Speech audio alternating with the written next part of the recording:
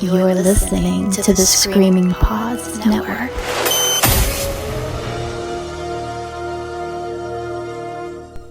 Welcome to the SOV Podcast. You give me that funny feeling in my tummy.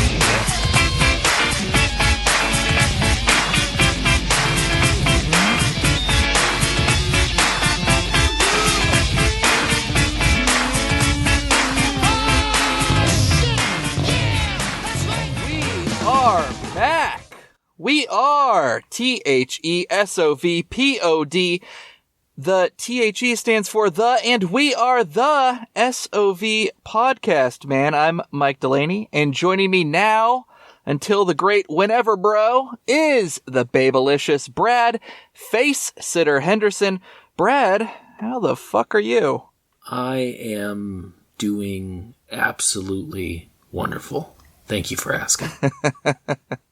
Anything in particular make today better than every other day? Like, say, the fact that we're sitting across from each other on a Friday morning, drinking some great coffee and just enjoying some wet smooches. Anything besides that, though, Brad? No, it's just a beautiful Friday, and I hope everybody that is listening is having a beautiful Friday. Either it's morning, afternoon, or evening, because it's beautiful to be alive. Even in this political climate, I can find things to be happy about, and that's talking to you.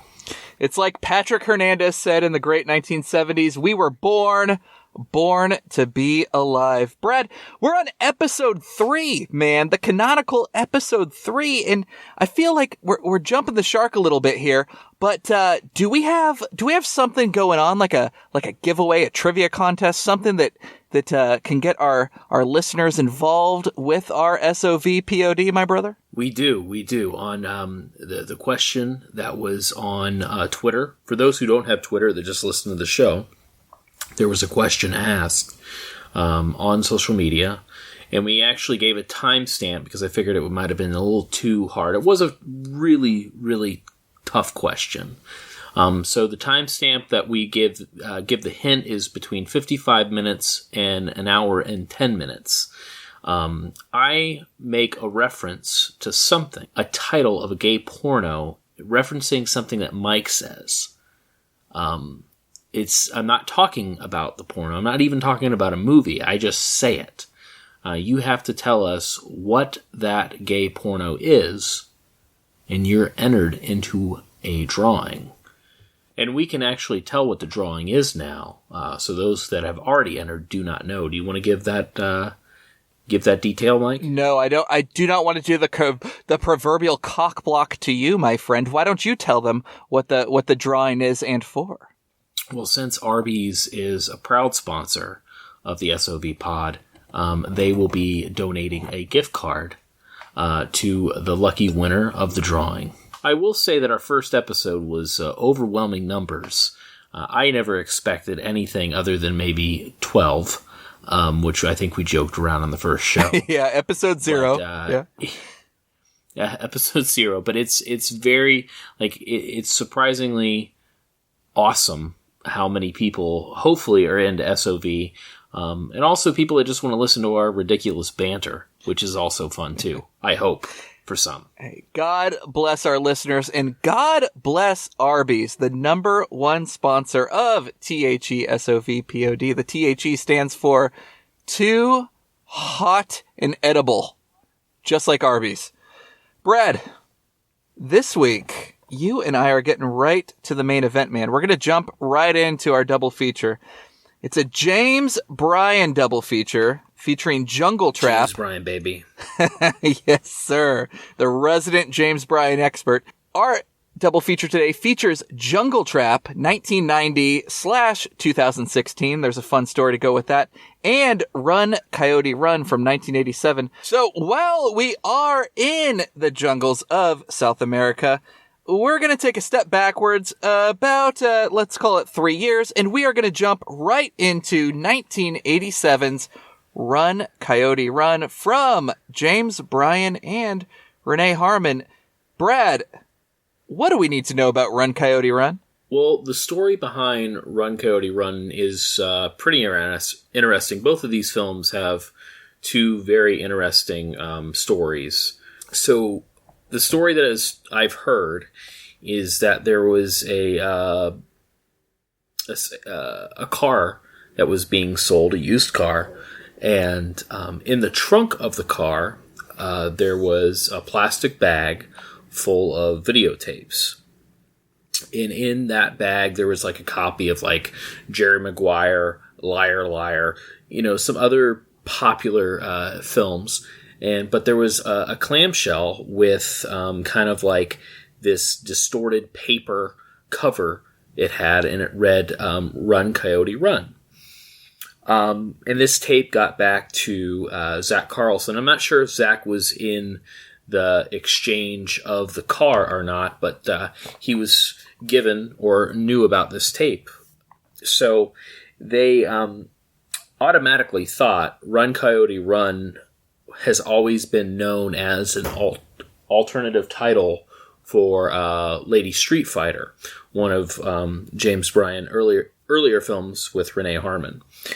But come to find out, it is not. It was another film that they did, 1987, kind of in the midst of kind of James Bryan's porn career he took for, kind of segued into.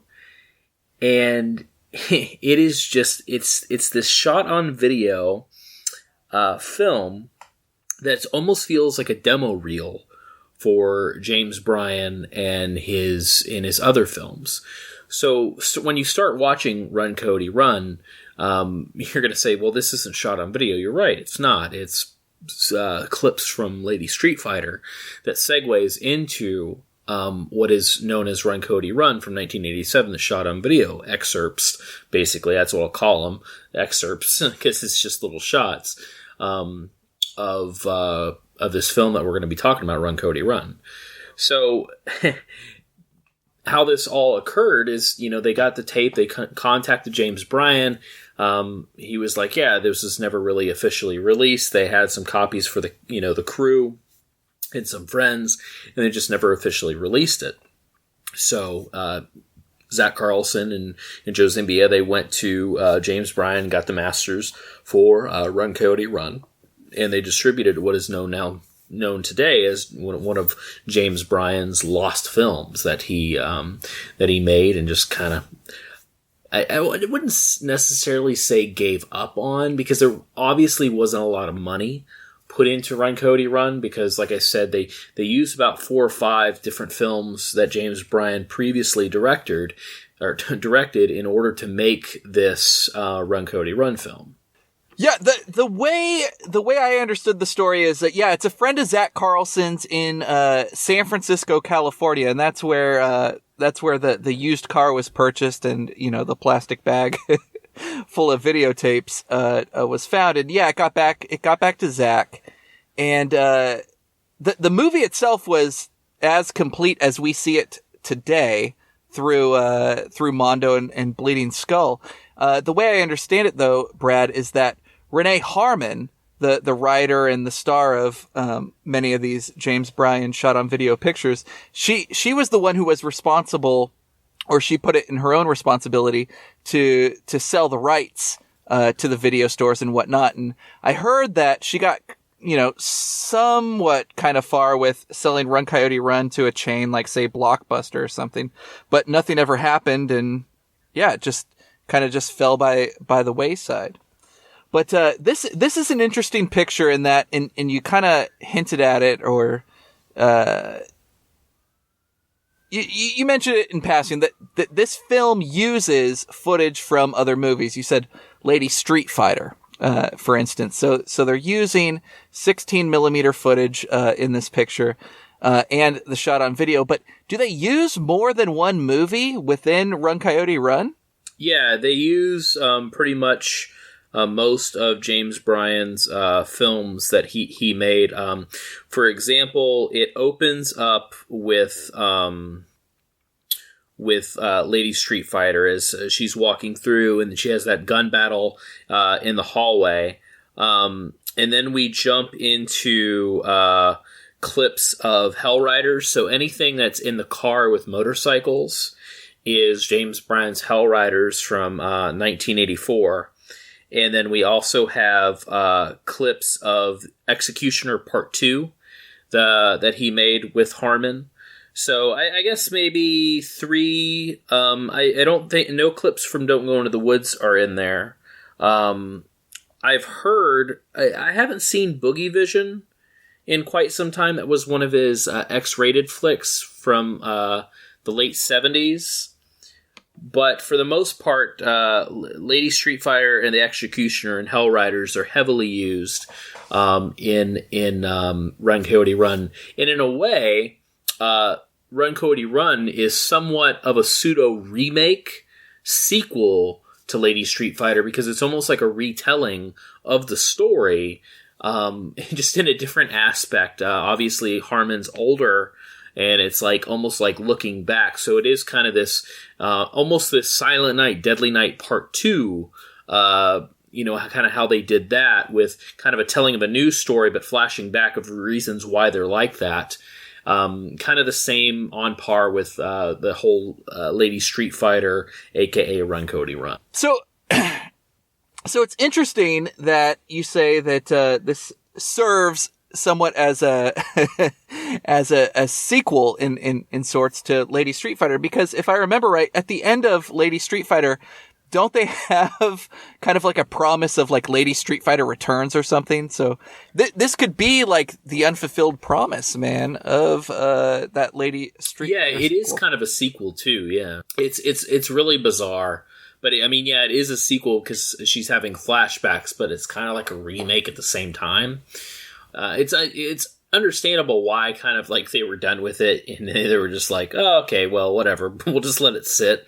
Because I don't think there was obviously a huge loss other than probably them editing the film together and a couple set pieces. But there isn't anything extravagant that they filmed for Run Coyote Run other than a couple, scenes just talking to people. It's very talky. Yeah, you're right. And a lot of those performances, and this will come back to in our talk later about Jungle Trap, but I love some of the character interactions in these two pictures. In Run Coyote Run in particular, which I saw after I saw Jungle Trap. So I saw Jungle Trap first. So then by the time I watched Run Coyote Run, I was familiar with a lot of the players that kind of serve between both pictures. And in particular, God damn it, the name is on the tip of my tongue. The dude who plays the priest, the father, he looks like Josh Pius from like those 1990s independent film pictures. He was in like Brad, you got to save me. Can you hear me, Brad? I know I can hear you. I just don't know. I don't know what you're talking about. The dude who plays the priest in Run Coyote Run, that he's always kissing the crucifix, and he what's that guy's name? I know exactly who you're talking about, but I don't know what you're talking about. Well, yeah, I'm saying he looks like somebody, but I'm also saying, Brad, because my mind like goes 9,000 places at once. I'm saying he looks like somebody, but more to the point, I like his interactions with Renee Harmon in the picture. I like the interplay that they have, and I don't know how much do we want to give away about what happens at Run Coyote Run, because you can give away everything. You think so? Like, it's an old picture, but I mean, like, it wasn't really seen until just a couple years ago. So I feel like we'd be spoiling too much. I don't know. What, you want to spoil it? No. I don't think we have to spoil it, because I mean, as far as it's like I said, it's more like a demo reel than anything for Bryan, because he used all kind of the spectacular stunts and fight scenes and shootouts from his other films. And then spliced them in together with kind of the walking around and talkie of the Run Coyote Run. So, it like I said, you watch it and it's like, man, I want to watch these other films that James Bryan has made rather than maybe Run Coyote Run. But I think Run Coyote Run is better to watch after you've kind of eaten everything that James Bryan has done, I think you'll enjoy it a little bit more, because there was that time, after basically Hell Riders was kind of his last big movie before he jumped into pornography. Did pornography for a little while, and then he was making Run Coyote Run kind of at that same time, shooting on video. And this is after Run Coyote Run, he had Jungle Trap, and then he was done. He never made another film, to my knowledge, unless he has another lost film. But he kind of got into that video world and found a quick way to make some easy cash. Instead of filming on these bigger movies, I think he was just a kind of a way to make money, maybe. And that's kind of like how Harmon was. That was her history. I mean, she started out, doing theater with kind of on the Army base. With other wives that were just kind of sitting at home and drinking wine and chatting it up. She was very interested in theater, so she had this kind of traveling theater thing that she did, and then slowly got into small production, and that's when she met James Bryan and kind of everything took off. So, she's one of the queen, in my eyes, she's one of the queens of exploitation that doesn't get enough credit. I mean, we have people like, Stephanie Rothman and Doris Wishman who were behind the camera, but with Renee Harmon, she was, a producer, she was a writer, she was an actress, she even played co-director, has been told at times. And I think with her history, she saw kind of this way to say, hey, well, we did all this work, and, let's kind of do this thing now.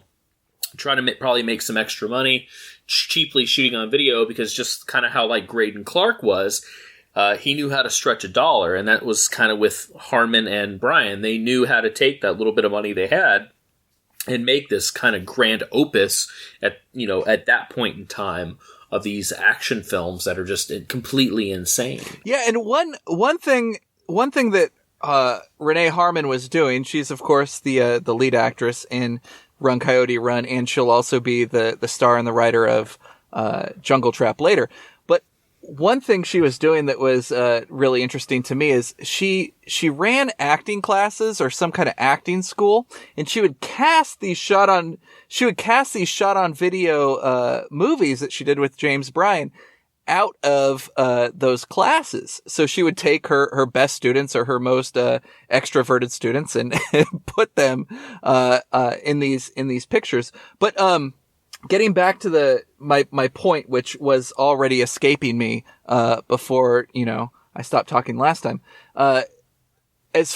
Focusing on just what you call the walkie-talkie parts of Run Coyote Run, which are like the primary shot on video segments of the film, because all the action stuff, all the shootouts, the explosions, that in Run Coyote Run, that tends to be reused film footage.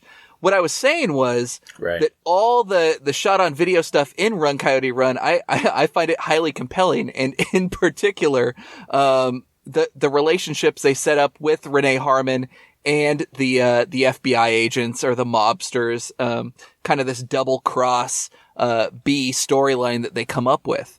That's what I found particularly charming about the picture, and especially when everything comes to a head towards the end of the main story, and we get double cross after double cross after double cross, and I had a lot of I had a lot of fun with that, and I fucking love, man. I love when there's like multiple double crosses in a movie, and then on like the last double cross, it just fucking cuts to the credits. They're like, we're done. We've crossed enough people. Yeah, and it's just a fun little kind of history between Harmon and Bryan as well. It's a really bizarre story that they kind of came up with. And I mean, the script isn't that much, like the script isn't long, what they would have written, but it's just like scenery changes so quick. and it's very hard to tell who's who as far as the characters, because I know that there's a sequence when two guys are fighting. It's a scene out of Hell Riders. And then they bust through this door, and then it becomes The Executioner Part 2 in the same fight scene, but with basically two different actors. So we have four actors in this sequence, and it's like, wait a second, what is happening? But I mean, that's all in good fun in kind of the kind of DIY aspect that Harmon and Bryan had. And it's just, I don't know, it's just a fun little bit of history. And that's what makes this shot on video film special, because it's almost like pure passion. It's not giving up because they were like, man, we made all these movies. They did all this work. They were producers. They were writers, directors. They weren't in it really for the money. I mean, Bryan did make some good cash making some of these films, because this is the time that exploitation was really high. It was easy to get in movie theaters, and films did very well. And then he jumped into the porno scene, which obviously those movies in the late 70s and in the 80s made grandiose amount of film money. So it's just a fun little piece of history, and it doesn't make any sense whatsoever.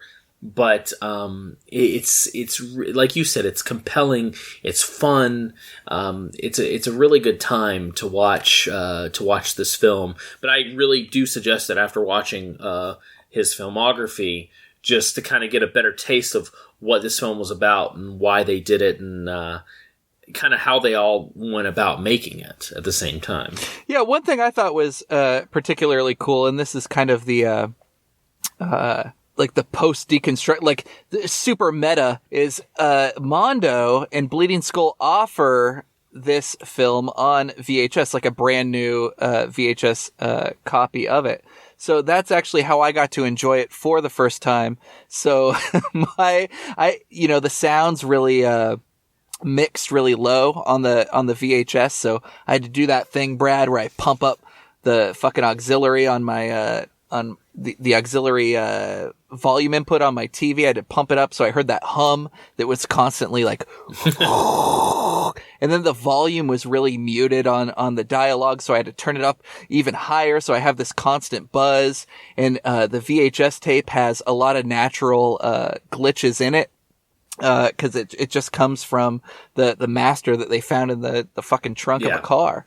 But it was a super fun way to discover this movie, and not unlike the way it was discovered, just a few years ago, in San Francisco out of a used car. But yeah, no, it's super, like, I thought it was a lot of fun. Like Brad said, the main storyline's highly contrived. Renee Harmon plays someone who might be a psychic, is a psychic, might be a cop. It doesn't make any. The storyline doesn't make a lick of sense at all. I know. I was trying to draw. I'm like, is she a Mulder? Is she a Scully? She's a Mulder and a Scully, and I couldn't fucking. Yeah, I've watched the film 2 or 3 times, and I still couldn't tell you what it's about. I just enjoy, because like I've said countless times already, and this is episode 3.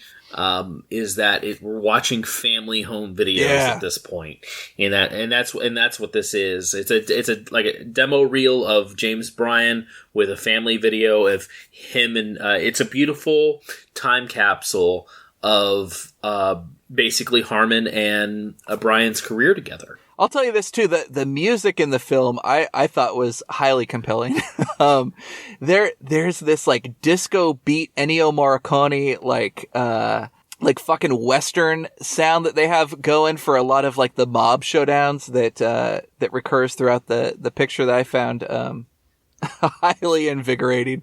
I loved it. I'm gonna try to rip myself a MP3 of it as soon as I can. Yeah, I'm not sure if that's music from the past films, because I mean I've seen Lady Street Fighter.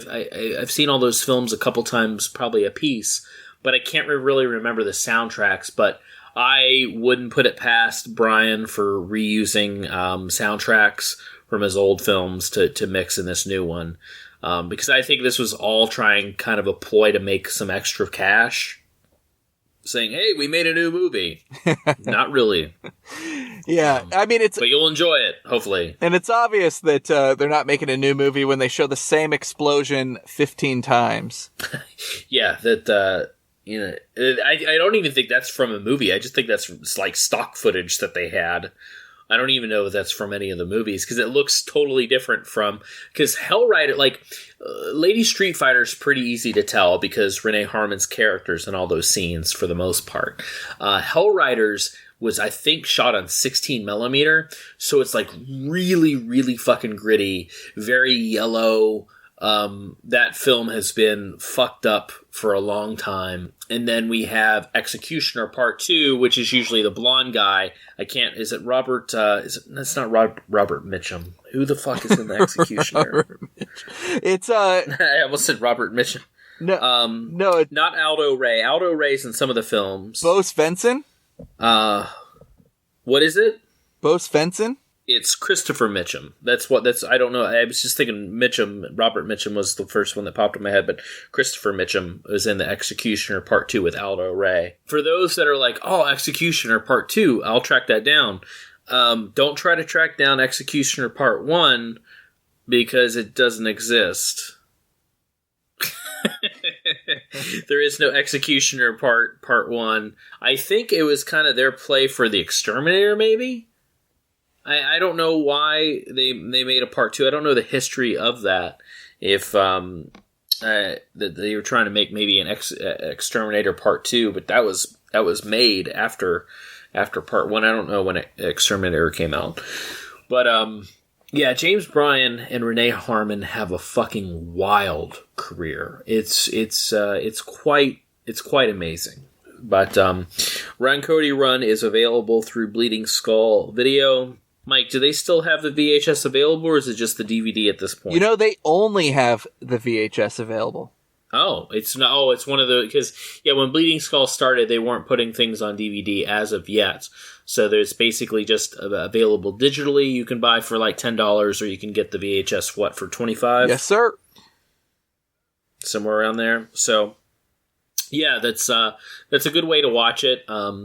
And if you're one of those, it's like, well, why does this film, portions of the film look, shitty? Why didn't they do a new transfer on that?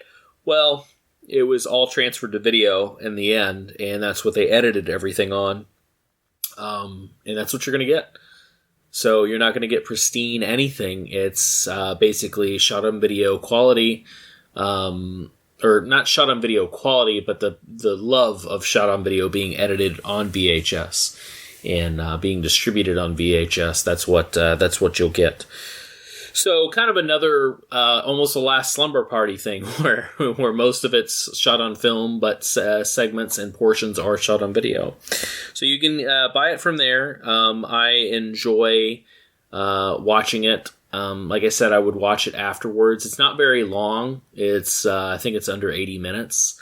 But it's just an amazing thing. I would watch it after you're a seasoned viewer of Bryan's work.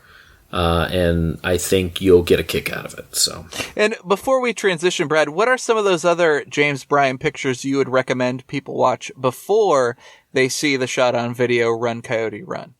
Well, I would definitely watch Lady Street Fighter, because that's kind of the film you're going to be watching again with James Bryan. I particularly love Don't Go Into the Woods.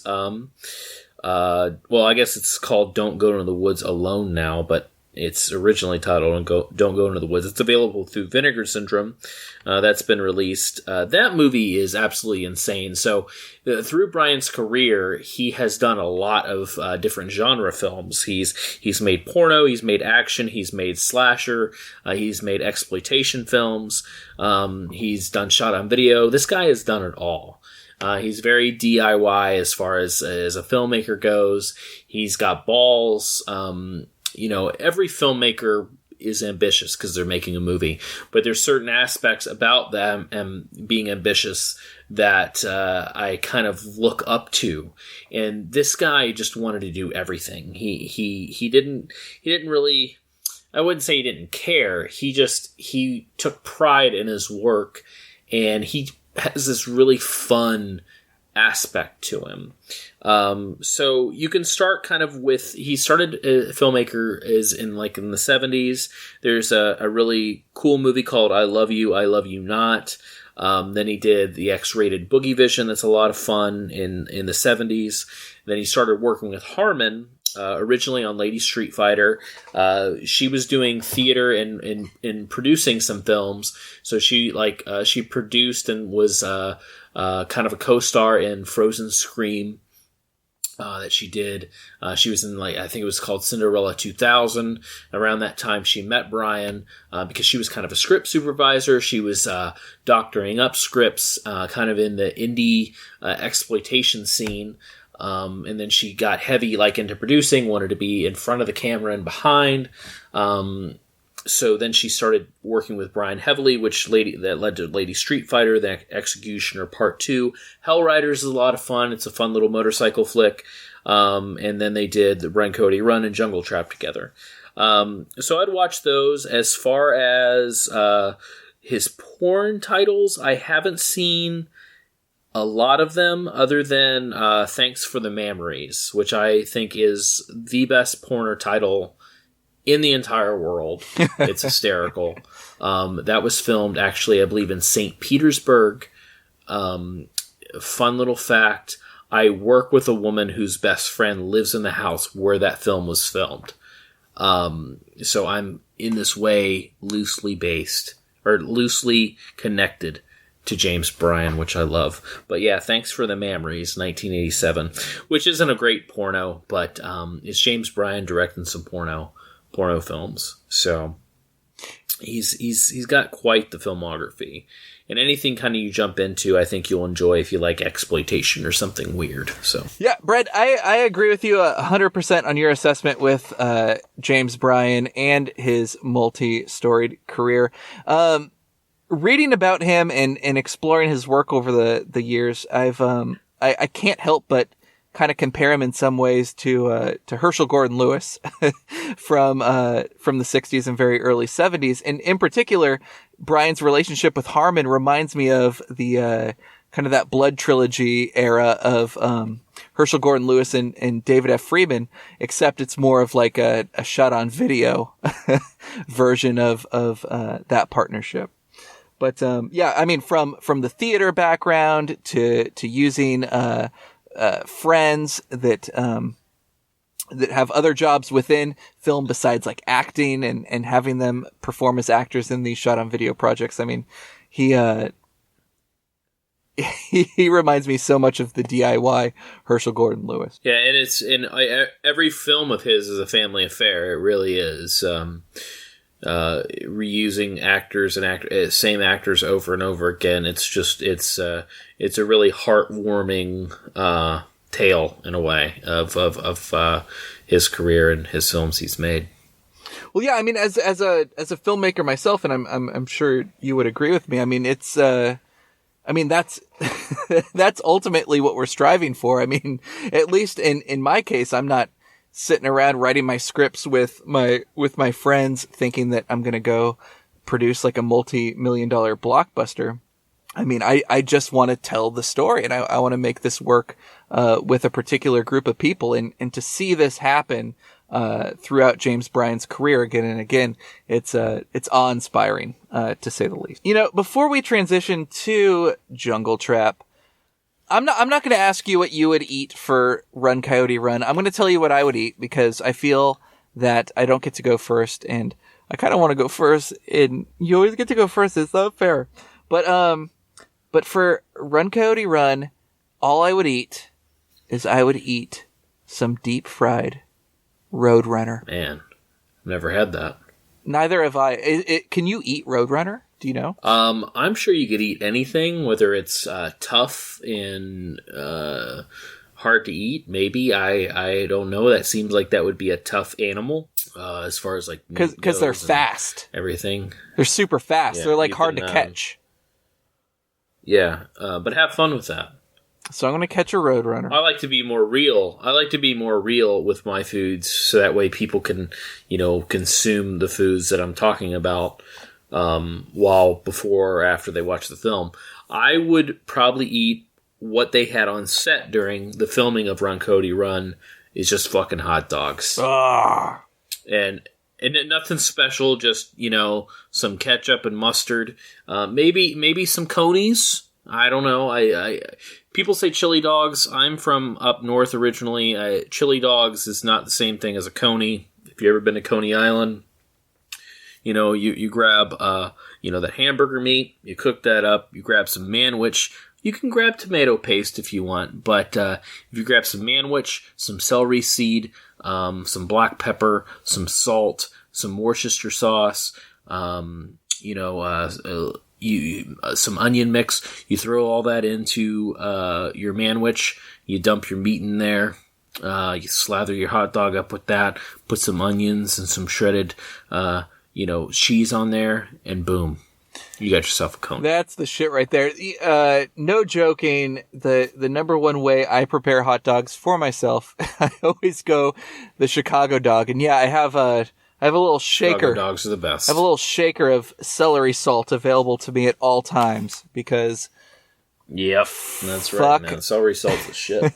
Celery seed. Poser ass hot dogs, man. You need the real shit. You need But I'm pretty sure that's what they had on set during that movie because it was cheap as fuck.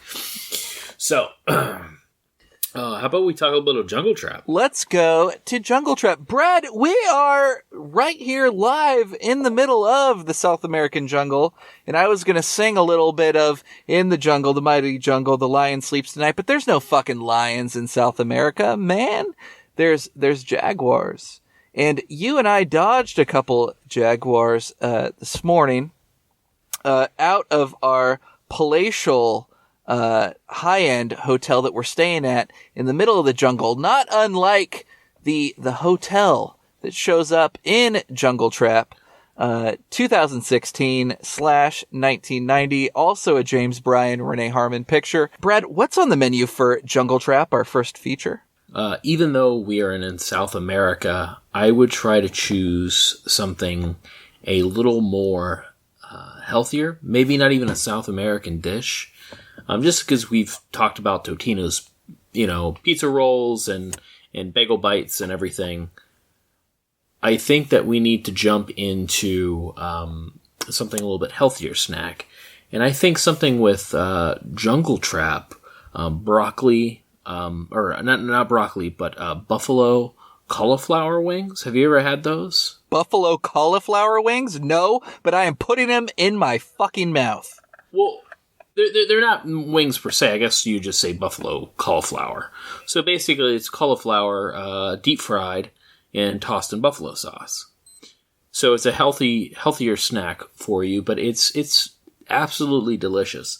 And it's easy to fix. Just if you have a deep fryer, it's very simple. Just, toss whatever cauliflower you have, deep fry it, and, just toss it in some buffalo sauce. I prefer Frank's Red Hot, maybe with, a little bit of a couple slices of butter.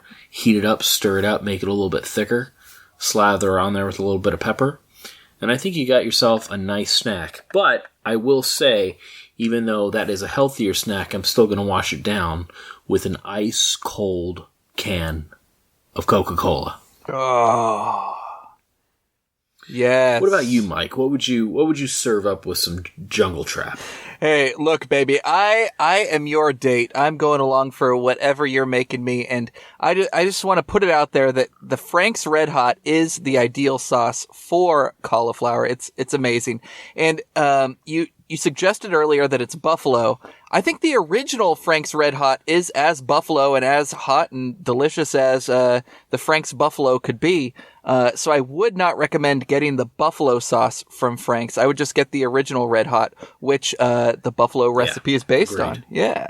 And then absolutely, the fucking ice cold Coca-Cola, you cannot beat that. I'm down to clown, my friend. And I'm not talking about a can from the refrigerator. I'm talking about putting that joker in a cooler with some ice. Oh yeah, no, There's a big difference. No, big difference. for sure. It's probably the Mexican Coke too that we're getting just north of where we are here in South America. Yes. I would pop open a nice ice cold Mexican Coke. I'm thirsty. I'm drinking coffee this early morning, but after I get this coffee, I'm having a Coke. Yeah, no, and doing some Coke since we're in South America. But before we get to the next segment of the show, we do need to have a quick word from our sponsors. Number 10, what's your reason for breaking the hamburger habit at Arby's? You're looking at it. A big roast beef platter with potatoes and coleslaw. Arby's is a big change of taste. And you, ma'am? Because a busy family like ours can get a wholesome meal. Arby's is a wholesome change of taste. And you, sir? Arby's is a big, juicy, fresh, wholesome, lean, luscious. Arby's is a big, juicy, fresh, wholesome, lean, luscious. Delicious change of taste. Jumping right into it, Brad and I are talking about Bleeding Skull's release of James Bryan's Jungle Trap. Now, at the top of the show, Brad, I did mention that this film has 2 dates associated with it, 1990 and 2016. Although I would contest the 2016 and say 2015, but that's a whole nother thing. Anyway, there's 2 dates associated with Jungle Trap. It's a movie that, you know, while we're talking about it, of course, this will come out, but spoiler alert, it's a movie that was made and left highly, roughly edited for around 25 years before the good folks at Bleeding Skull rescued it and brought it back to its full glory for a world premiere in 2016. Before we get into it, Brad, tell us a little bit about your history with Jungle Trap, because as I hear, you were at the world premiere? I was at the world premiere of Jungle Trap.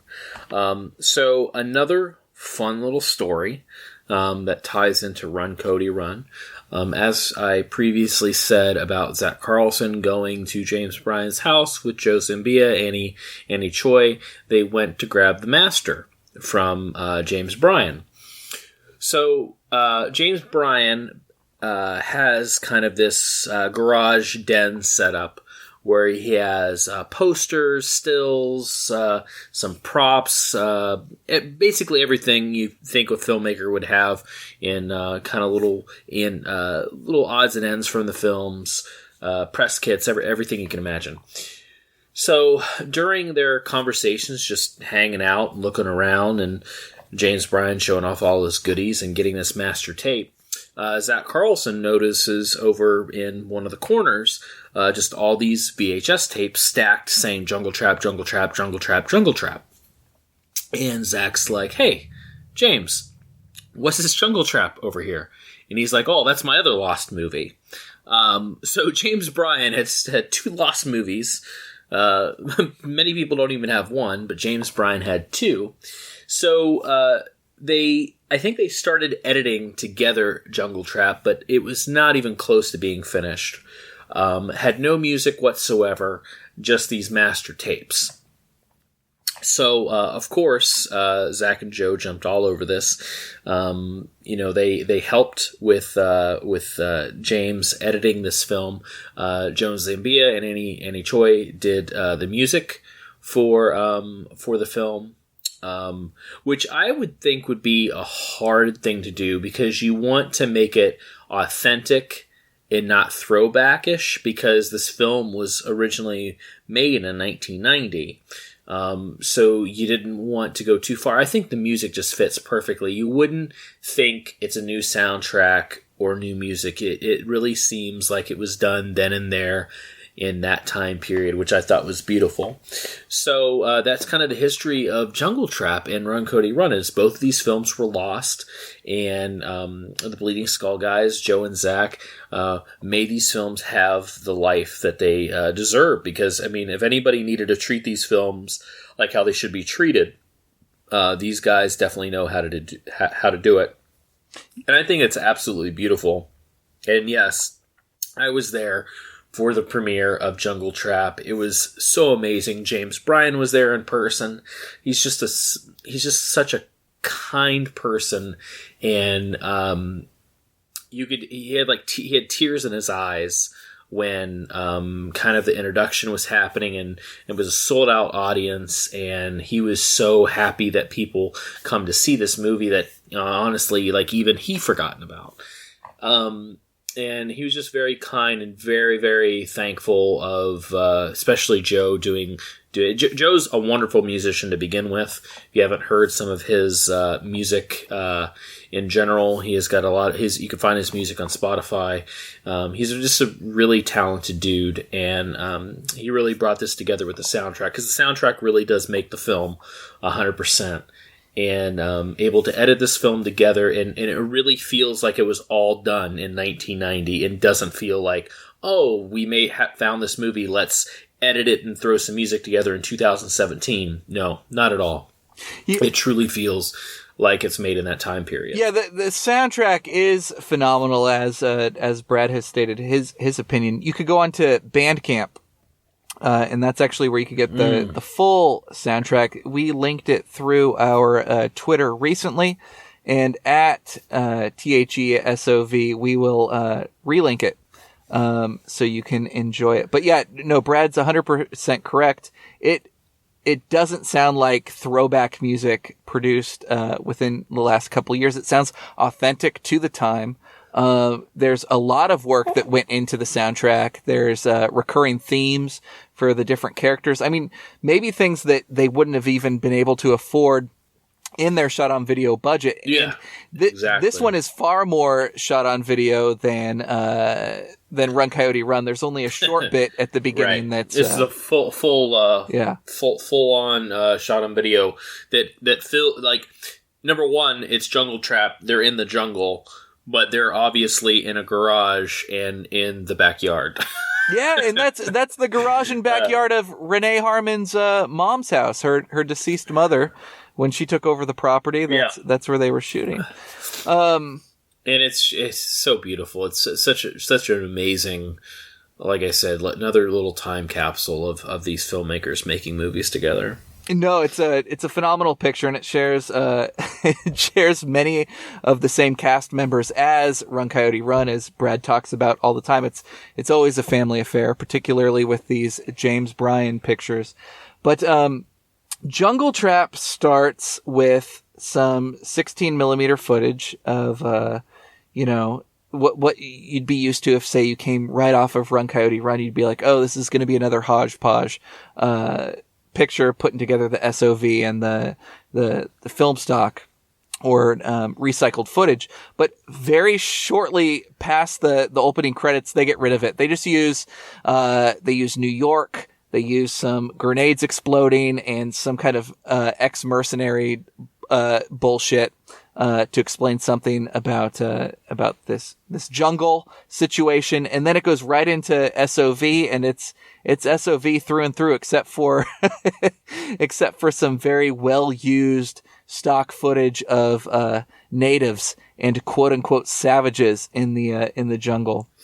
But the movie, Brad, here's what I love about Jungle Trap is, with shot on video, we're used to a few things. The first thing we're used to with shot on video at this time is we're used to pornography, right?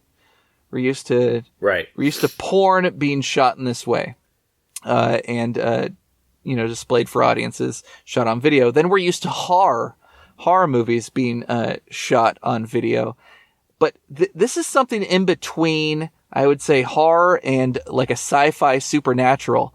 And that's what I found super fun and intriguing about Jungle Trap is it wasn't just your straight, gore shot on video movie.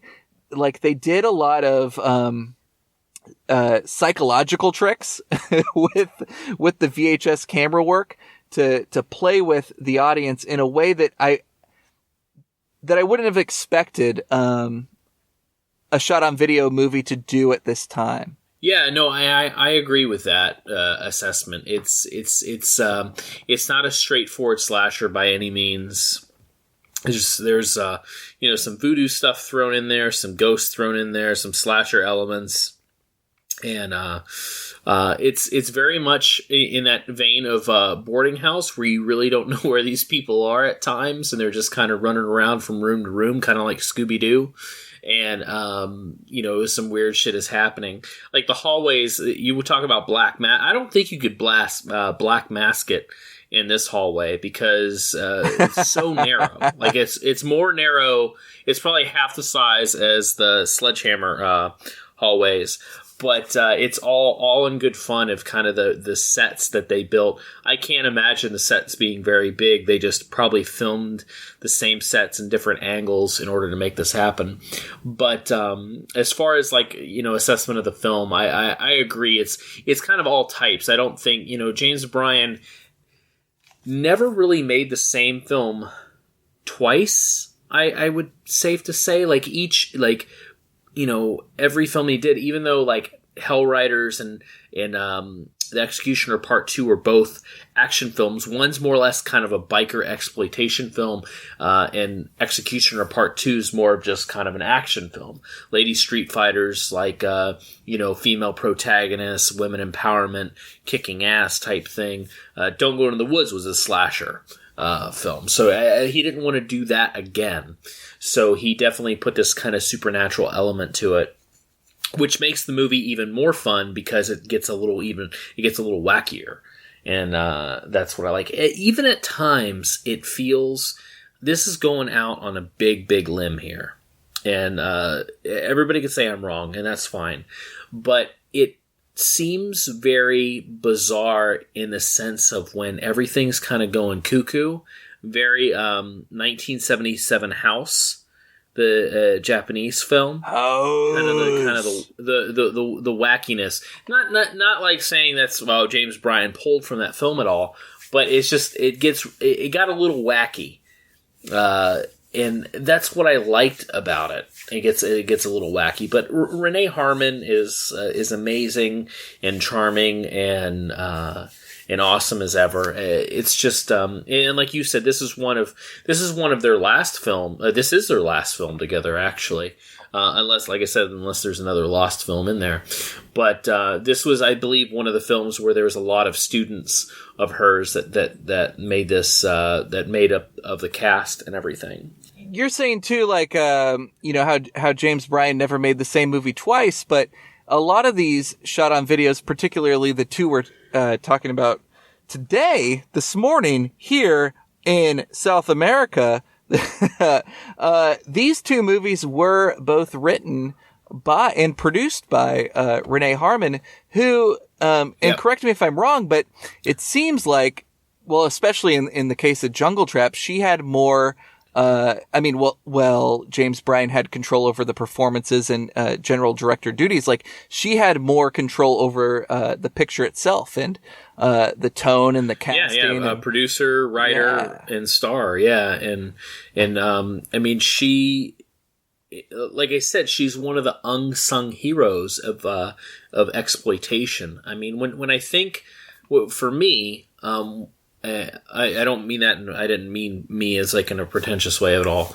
But there's a few people that come to mind when I think exploitation, and the first person I think about is Jack Hill, because if you had to compare James Bryan to any filmmaker, I think it would be Jack Hill, because Jack Hill made everything. He made horror, he made action, he made blaxploitation, made sexy cinema like the Swingin' Cheerleaders.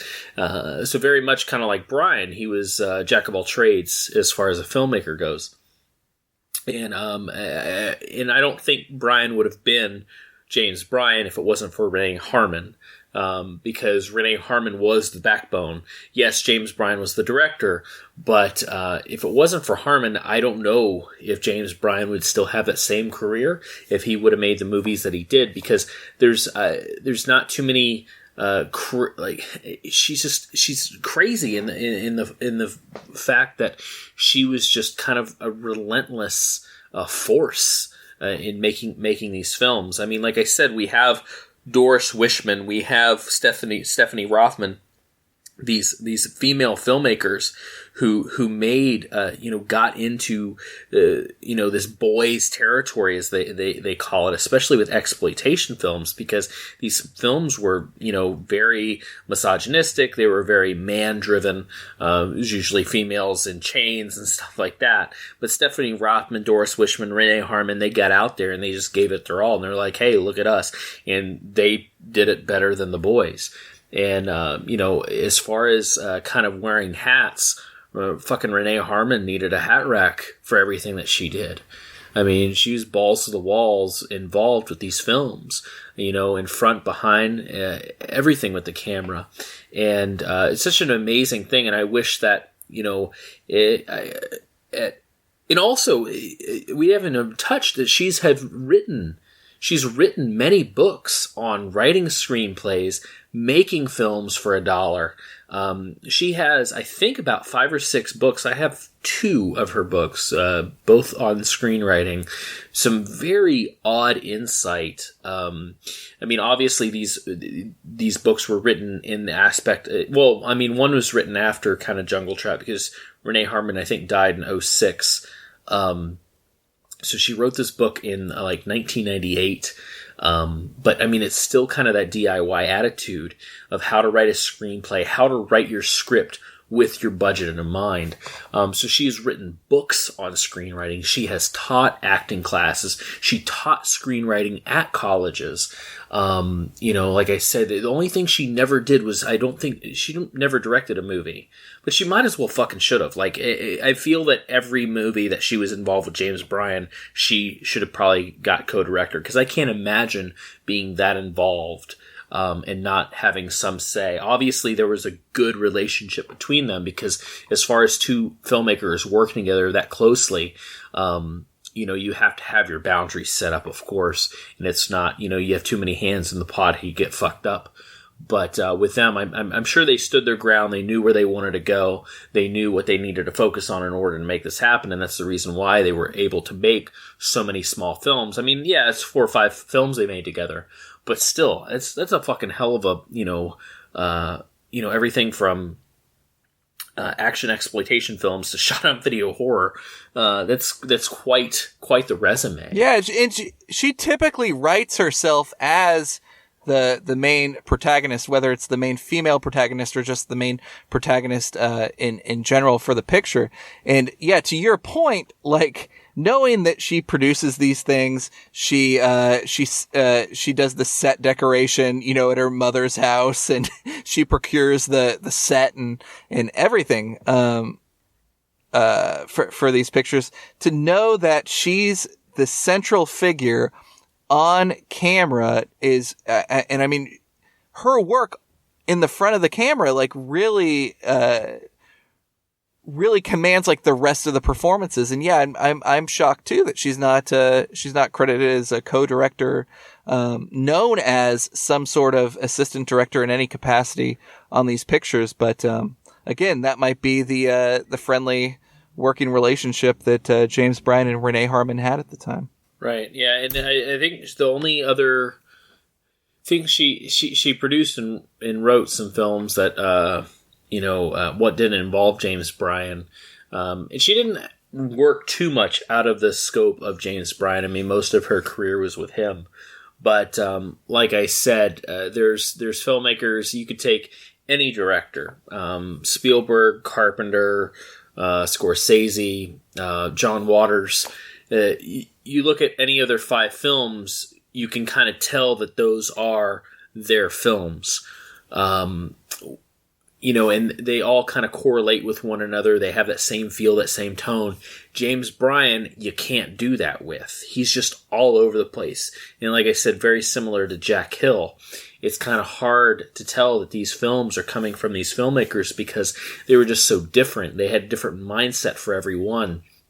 I don't know if that's on purpose, due to budgetary constraints, whatever it may be. It's just, it's amazing to watch filmmakers like that make something so different and make so many films in such a short span of time. it's truly awesome, and I'm glad James Bryan is still kicking and able to see kind of the legacy that he created, and I hope that he's more of a household name because he should be. Maybe the porno hurt his name a little bit. I mean, he obviously did the pornos under a different name, but it was soon, a few years ago, it was you could tell that, or it came about that he directed these pornos in the 80s. You know what he should do? He should do the pornos under the name Brian James, and then just totally cockblock Brian James. Now, Brad... I'm sure Brian James would be very pissed. Brad, when you read Renee Harmon's books, do you read it in that kind of DIY Sophia Loren voice that she does in these pictures? No, I read it as if it was being written during those filmings of those films. Kind of her sitting back and have just a notepad writing stories. I mean, she does have stories in there. It's very similar to reading Rebel Without a Crew from Robert Rodriguez, which I could still consider one of the best books written on filmmaking. Even if you're an aspiring filmmaker, even if you kind of like Robert Rodriguez, he did those Spy Kids movies. Fuck that shit. Read Rebel Without a Crew, because he was writing that before, and he wrote it after, of course, he gained some fame, but he has those stories of being a filmmaker and how he became a filmmaker, and is very much kind of like Renee Harmon. When I read those, I think of her just kind of sitting next to me and telling me these stories and telling me what to do, because I've written a few screenplays in my time, and I've written big budget things, and I've written kind of, hey, if I was going to do this myself, how would I do it? And kind of that mindset of filming with, $5,000 or $3,000 or nothing. Right. And that's kind of like how they did. And it's a very interesting, there's a lot of interesting stories. And the same thing, like I said, with Graydon Clark, him making, it was another person we should mention more as far as the kind of the DIY filmmakers group. And he wrote this book called On the Cheap, and about how he started as nothing, and became so huge. And Larry Cohen was another one that did that at the same time. Obviously, it's a more well-known name. Yeah, but Graydon Clark made Joe Don Baker movies, so that's like way cooler than anything Larry Cohen ever did. Well, I mean, all these filmmakers, they have so many great aspects to them, and they truly are inspirations for any filmmaker, any film lover. And when you watch the films, even if you don't like it, there's this aspect to it, especially something like Jungle Trap, where, the one thing I didn't really understand, and they didn't really touch this on in the Q&A with Jungle Trap, is kind of like, why? Why didn't he finish this? Especially being Renee Harmon in his last movie together. They remained friends. There was, to my knowledge, there was no falling out between the two. Especially after her death in, I believe she died in 2006. It was right near my birthday, I believe. I can't remember. Yeah, she passed in 2006. Yeah, so she, it's funny that he didn't complete the film, but I wish there would be more involvement with knowing kind of the whole backstory of, was it 25 years or so that this film was unheard of. There's no talk about Jungle Trap, because there wouldn't have been any talk, because they made it with a bunch of people that were just pals. And plus it's shot on video, so it's under the radar. I guess maybe with the not success of Run Coyote Run, and I guess maybe the shot on video market was kind of going downhill in the 90s. I mean, I know they were making shot on video films like up until I would say 95. Mm-hmm. But even around that time, I don't know if it was so easy to make, sell something at that point in time. in the because I mean they would have filmed it in 90, probably had everything together in like 91. Would they be able to sell something around that time? I don't know. So I imagine that has to play into it. But I'm glad that it was released because I've been a James Bryan film ever since I saw Don't Go Into the Woods. If you go back to one of our Vinegar Syndrome episodes on Screamcast, there's a story I tell about my mom and myself with Don't Go Into the Woods that made it so special, and that's the reason why James Bryan's career was kind of always stuck in my head. Yeah, don't go into the woods alone. As it's retitled on the Vinegar Syndrome package, but yeah, that's a picture that I could just I would recommend anybody to blind buy it. It has a fantastic commentary on there too from James Bryan, produced by the good folks at Vinegar Syndrome, and it's just a great explanation of DIY filmmaking. Particularly, I mean, that's not shot on video, but no, but they shot the entire movie without sound, right? Yeah, and then they did all the sound later, which is amazing. It's so like I wouldn't say. I guess amazing might be the wrong thing to say because it's like in a way it's like, man, that's really stupid. But in a way, if they didn't do it, it probably wouldn't have had the charm it does have. Which people say it's terrible, but I don't know, man. It's something about James Bryan. If it was anybody else, it might be terrible, but with James Bryan, it's just, I don't know. And especially seeing like him now, it's Grandpa. It's Uncle James Bryan making crazy movies. That's what it feels. Yeah, Don't like. Go in the Woods Alone is it's not terrible, and anyone who says it is can just like go fuck themselves and go watch Pay It Forward or Paul Haggis's Crash or something. Like I don't give a shit. Like it's not terrible. It's not even a little bit bad. It's a great DIY film, and the commentary itself is great. And listen, look, there's also a commentary on Bleeding Skull's DVD of Jungle Trap, where James Bryan is joined by Zach Carlson and the good folks at Bleeding Skull, plus the composers of the new soundtrack, and it's a lot of fun to give that track a listen to. Well, I haven't listened to that. That will probably give the answers about why it sat for so long. They don't. I haven't listened to that. They don't really tap into that, Brad. That's why I didn't jump on and answer your query. But that commentary track is a lot of fun, and like we said at the top of the segment, it is available on mondotees.com through Bleeding Skull. You could get the DVD for $15 or, and this is what I really recommend, the VHS for $25. You could buy them together for the grand price of $40 and just have this nice little SOV package, and then hop over to Bandcamp and spend $7 for the download of the original soundtrack, which is, I believe, the only way to get, they might, you know what, strike that, reverse it. I'm sure you could get it on LP through Mondo, because they are hipster cool like that. Hipster adjacent. I don't want to call them hipsters. People hate it when you call them hipsters. It's a little bit more okay these days, Brad, to call them hipster adjacent. And okay. Hipster adjacent people love VHS and vinyl, so I'm sure Mondo Tees sells it. Brad, any final thoughts on Jungle Trap and or Run Coyote Run before we kind of sashay our way out of here? Buy them. Watch James Bryan movies. Buy them. I mean, yeah, you have to buy them. You can't go on fucking YouTube. Netflix isn't going to stream it.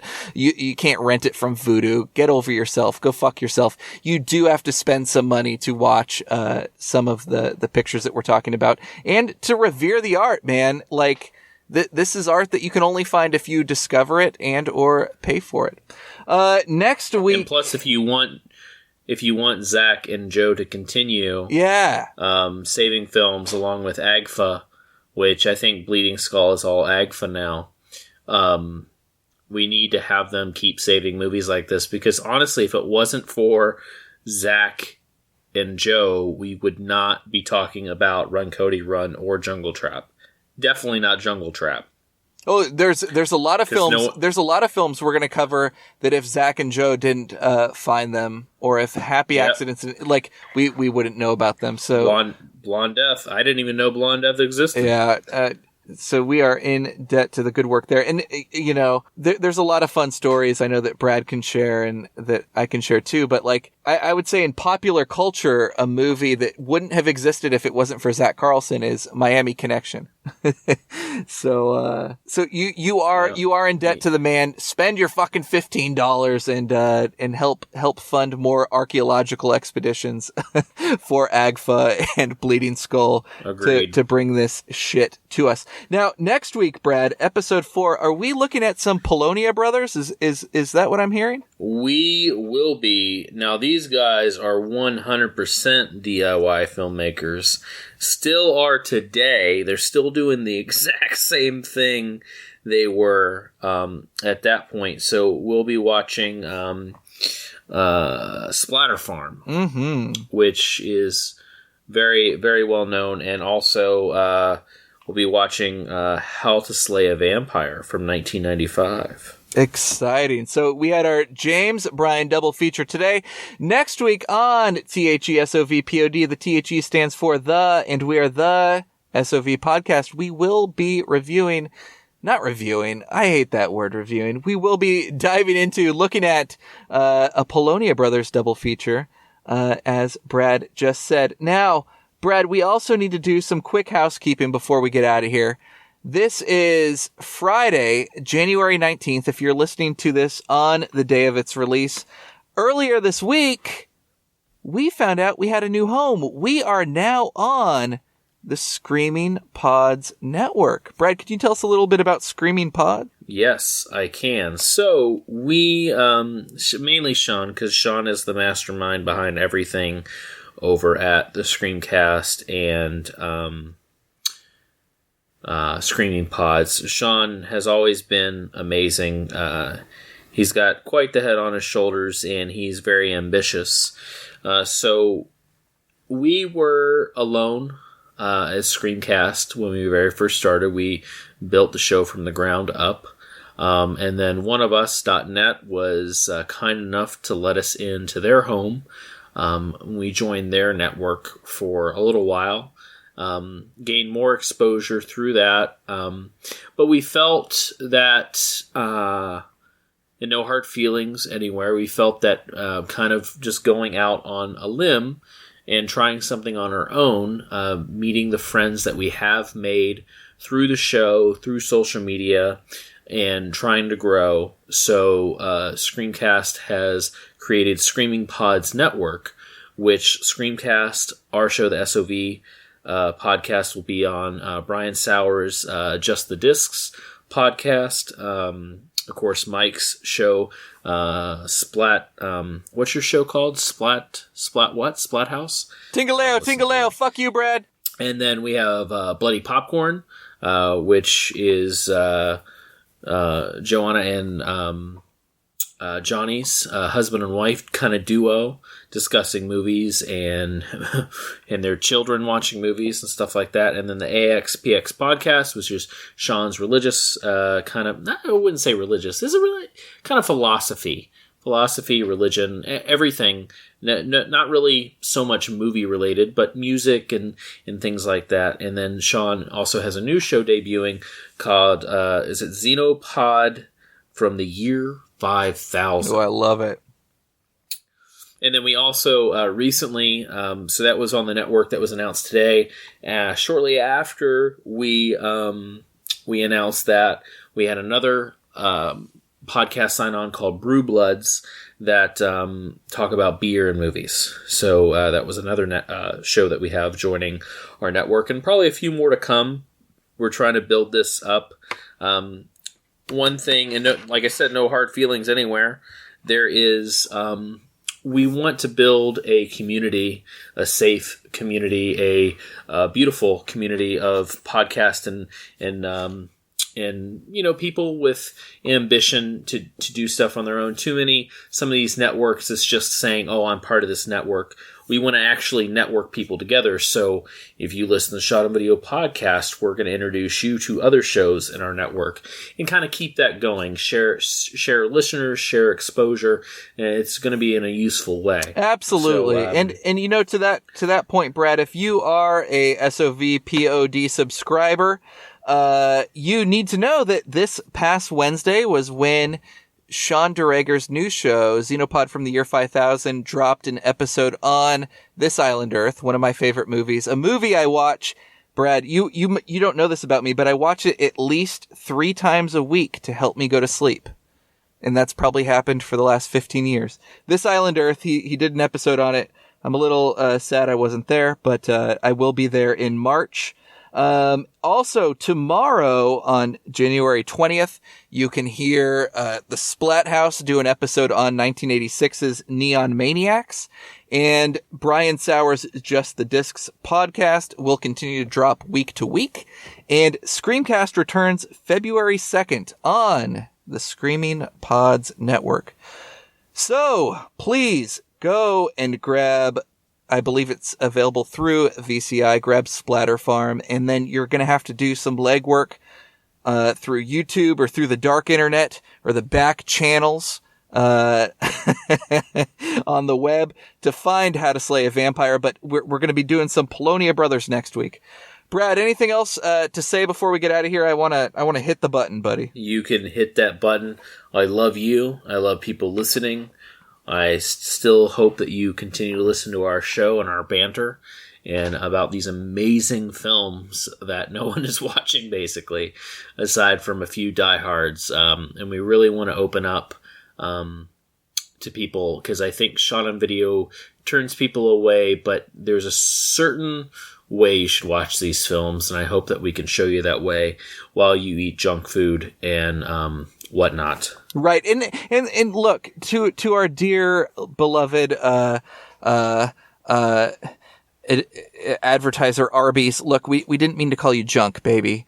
Arby's is not junk. Arby's is life. You're beautiful, sweetheart, and we thank you so much for donating the gift card that we will be giving away to one of our fair listeners that knows their male gay pornography. And look, if you know the title that Brad mentioned within, what did you say, 55 minutes to 1 hour, 10 minutes? Hour and 10. Yeah. In that first episode. If you know the gay porn title that Brad references, he doesn't say, hey, here's the name of the movie I was watching last week at work while I was on the clock getting paid to do things. No, he doesn't say that. He just casually mentions a gay porn like you do. And, if you know what it is, DM us on Twitter at THESOVPOD. Tell us the answer. We'll enter you in a drawing. And will we tell them next week, Brad? 1 week on the Polonia show? We'll tell them who won? Yes, sir. All right, let's do it. So, for Brad F. Henderson, for Arby's, the best goddamn roast beef sandwiches on this planet, motherfucking Earth, and for the Screaming Pods Network and all the Screaming Pods podcast family, this is Mike D saying, see you on the other side, bitches. Hells yeah.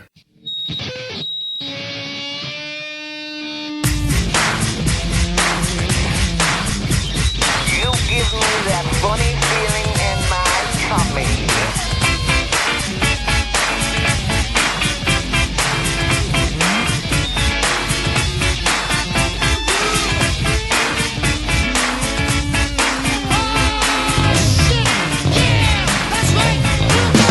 Roller coaster of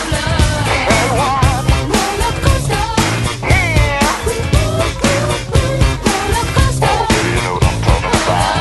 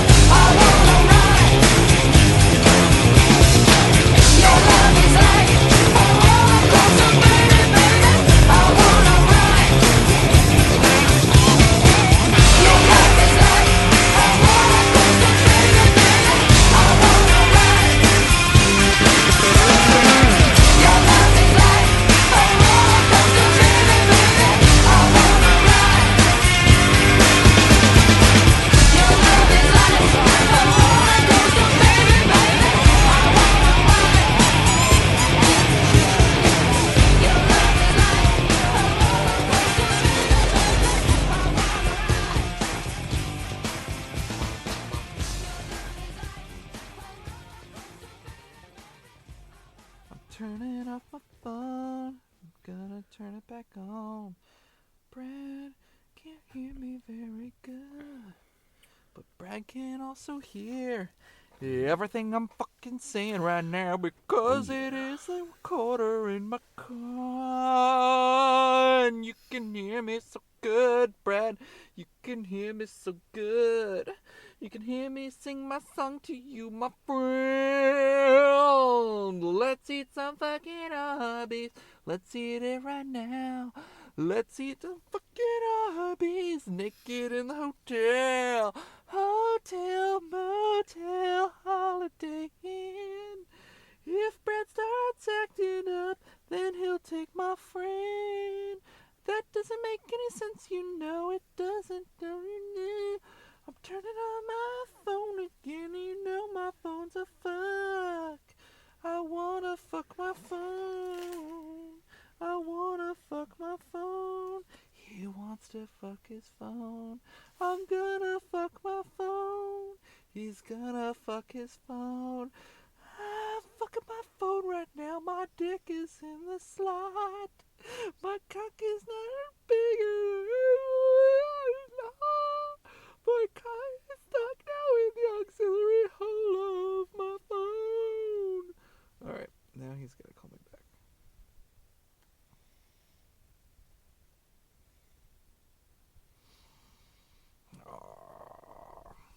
Alright, I'm gonna call you Brad. Hey, what's up, dude?